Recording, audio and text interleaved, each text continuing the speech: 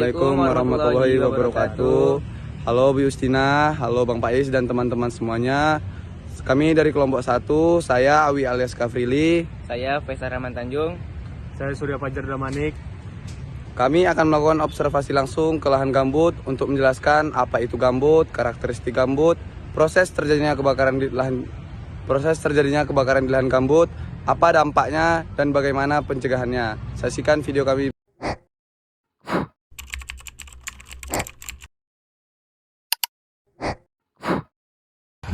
Mati ini bagus nih.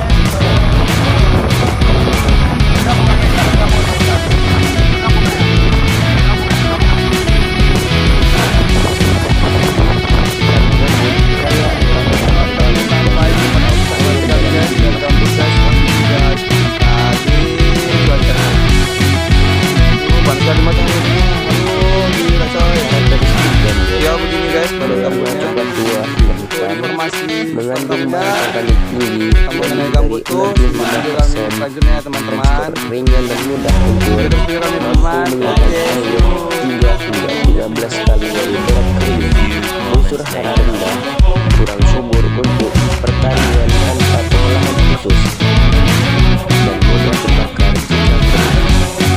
Dampak gambut saat musim hujan membagi penyerap air yang sangat besar sehingga berfungsi sebagai penahan banjir, menyimpan air tanah untuk cadangan di musim kemarau. Drainase ini bisa menyebabkan genangan dan banjir, sedangkan dampak gambut saat musim kemarau mengalir dan mudah terbakar, melepaskan gas rumah kaca, CO2 dan metana saat mengering, rentan terjadi kebakaran lahan gambut yang sulit dipadamkan karena api bisa menyebar di bawah permukaan tanah. Berikut akan ditampilkan video proses terjadinya kebakaran lahan gambut di Pulau Sumatera.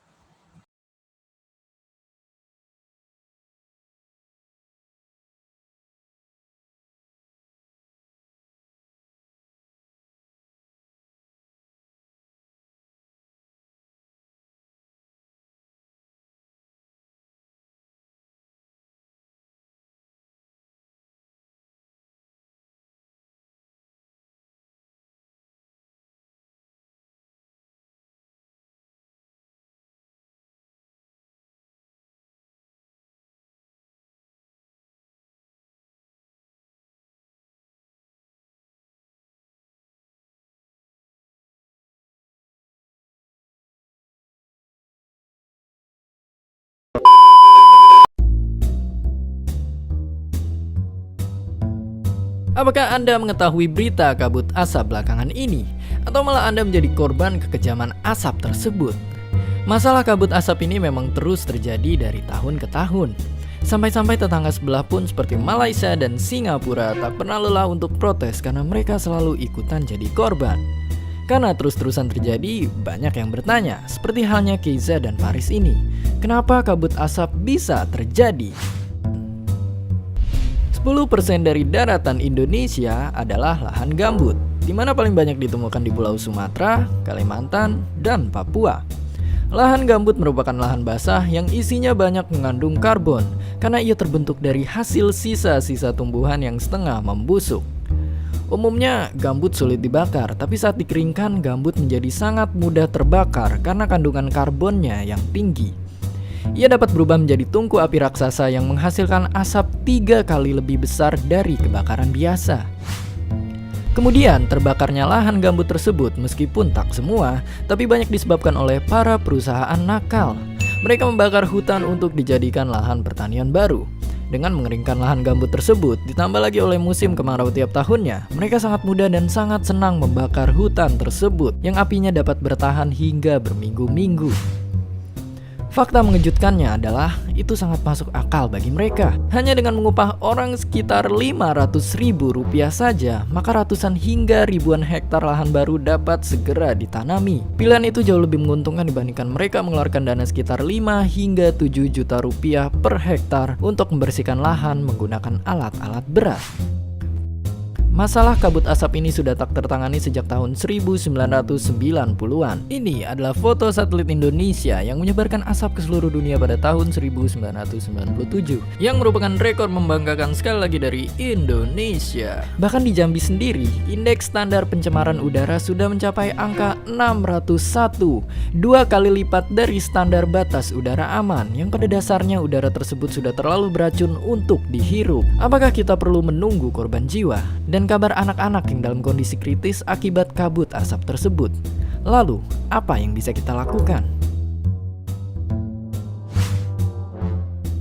Tentu saja sudah saatnya kita harus melakukan solusi permanen dan bukan solusi jangka pendek lagi. Perbincangkanlah kabar ini di mana-mana, karena nyatanya masih banyak orang yang belum tahu, khususnya banyak dari kita yang berada di luar wilayah bencana dan menganggap hal ini adalah hal yang sepele. Dengan cara tersebut, kita memberikan urgensi tidak hanya ke masyarakat, tapi juga ke pemerintah untuk bertindak lebih tegas dan lebih berani. Seperti mengetatkan izin pembukaan lahan, menindak keras para perusahaan nakal, dan membuat data kehutanan dapat diakses publik, sehingga hutan kita dapat dilindungi. Oleh karena itu, ayo kita melawan asap. Terima kasih.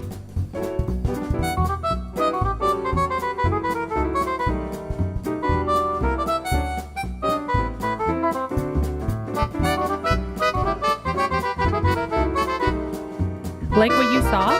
Share. Hit the like button, add a comment, and be sure to subscribe to see us in the future. Thank you.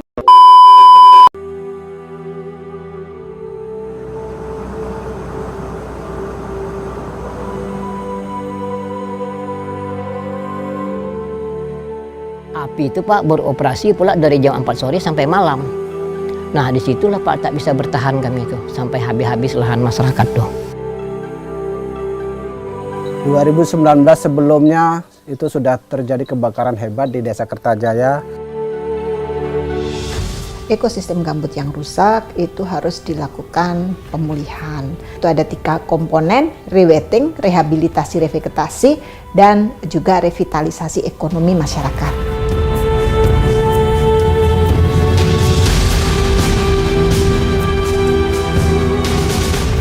Indonesia memiliki luas lahan gambut terbesar keempat di dunia. Menurut Kementerian Lingkungan Hidup dan Kehutanan Republik Indonesia, luas lahan gambut Indonesia dalam Kesatuan Hidrologis Gambut tercatat seluas 24.667.804 hektar. Lahan tersebut dibagi menjadi fungsi lindung dengan luas 12.398.482 hektar dan fungsi budidaya seluas 12.268.321 hektar.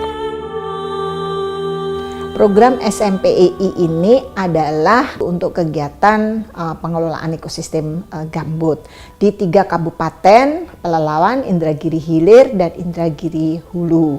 Kami melakukan berbagai kegiatan penguatan kapasitas masyarakat dengan kegiatan yang kita sebut Desa Mandiri Peduli Gambut, dan kemudian peningkatan ekonomi masyarakat agar masyarakat yang berada di lahan gambut mempunyai kekuatan, tahu, mau, dan mampu melakukan perlindungan dan pengelolaan ekosistem gambut, termasuk melakukan pemulihan ekosistem gambut di lahannya.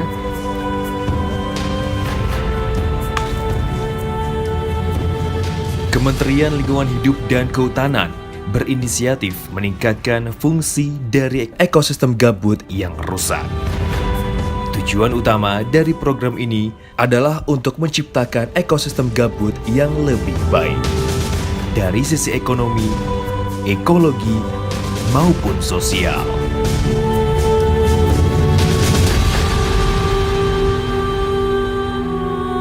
SMP ini mungkin kita di daerah ini ada 3 yang dikerjakan, ada namanya R1, R2, R3. Sampai dengan 2021 kita sudah mengerjakan 313 sekat kanal.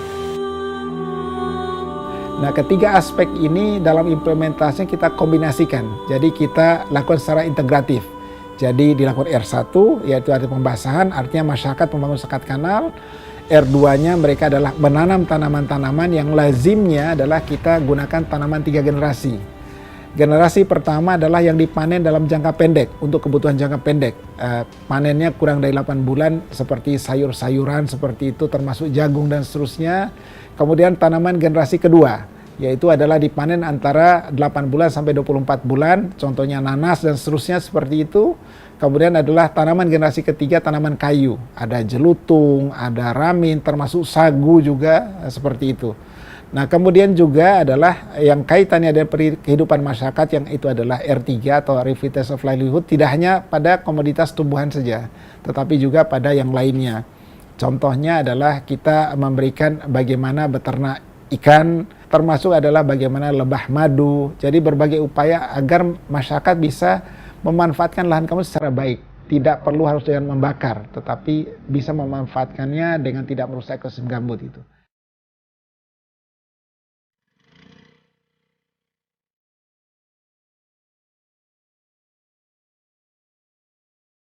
Kita telah melakukan kegiatan pembangunan sekat kanal di beberapa titik. Ada 6 desa lokasi yang ada di kabupaten. Itu Desa Sungai Rabit, Bayas Jaya, Kertajaya, Desa Rambayan, Simpang Gaung, dan Teluk Kabung. Proyek SMPI ke depan untuk terus membangun sekat-sekat ini sehingga lahan gambut yang ada di Kabupaten Indragiri Hilir ini bisa diselamatkan dari bahaya kebakaran. TKPB ini bergabung sama nelayan, jadi ada kegiatan positif. Siang dan malam ada yang menjaga pondok ini. Jadi biar terpantaunya api tiap malam dan siang, tahu di mana kebakaran, di mana tidak kan itu. Jadi hal-hal yang tidak diinginkan lagi, dari mulai sentrum, apanya, sekarang kebakaran pun alhamdulillah aman.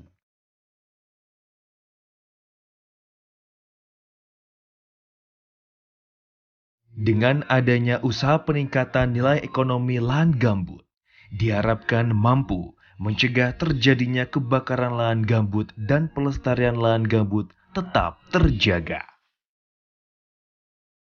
Setelah adanya penyekatan kanal ini, lahan gambut jadi lembab. Sampai sekarang 2022 belum ada kejadian kebakaran. Nah, dari situ kita bisa lihat bahwa dengan adanya penyekatan ini, adanya pelembaban lahan gambut, mengurangi daripada kebakaran. Itulah salah satu fungsi sekat kanal yang diturunkan dari SMPI. Lahan gambut yang selama ini kata masyarakat itu nggak bisa untuk tanaman kecil seperti pisang, itu sudah kita kasih contoh kok bahwa untuk lahan gambut itu bisa tanam pisang, asalkan pelembaban tanah tadi kita jaga. Kehidupan ekonomi masyarakat bersumber dari gambut. Kita jaga gambut, insya Allah ekonomi akan lebih baik bagi masyarakat. Gambut ini adalah istana kita dan ini adalah rumah kita. Nah, harapan pendekatan integratif ini kemudian bisa menyelesaikan masalah kebakaran hutan dan lahan yang menjadi tantangan terbesar Indonesia di lahan-lahan gambut yang ada.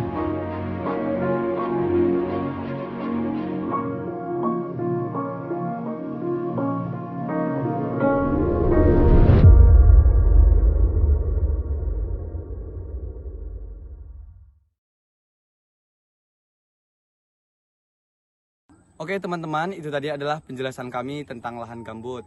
Semoga bermanfaat bagi teman-teman yang menonton dan masyarakat. Lebih dan kurang, kami mohon maaf dan terima kasih. Assalamualaikum warahmatullahi wabarakatuh.